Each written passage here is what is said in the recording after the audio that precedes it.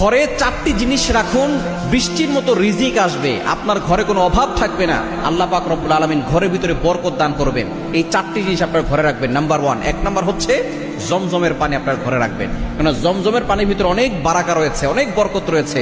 বিশেষ করে যারা উমরায় যান, আমি যখন উমরায় গিয়েছি আমি বুঝি, এবং যারা আপনারা উমরায় গিয়েছেন আপনারাও জানেন যে কাবা শরীফ তাওয়াফ করা কিন্তু অনেক কষ্টের। আপনি 7 বার চক্কর দেওয়ার পরে যখন জমজমের পানি পান করবেন, দেখবেন আপনার শরীরের ভিতরে আলাদা একটা এনার্জি আসে। আপনি সাফা মারওয়া 7 বার চক্কর দেওয়ার পরে যখন আপনি জমজমের পানি পান করবেন, দেখবেন আলাদা একটা প্রশান্তি আপনার ভিতরে আসবে এবং শক্তি জাগবে।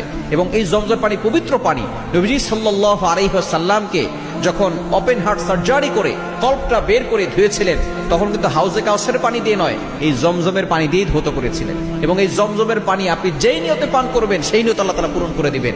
আপনি যদি অসুস্থ থাকেন, জমজমের পানি পান করবেন, আল্লাহ আমাকে সুস্থ করে দেন, কিবলার দিকে মুখ করে দাঁড়িয়ে পান করবে, দেখবেন আল্লাহ তাআলা আপনাকে সুস্থতার নিয়ামত দান করবেন। সুতরাং আপনি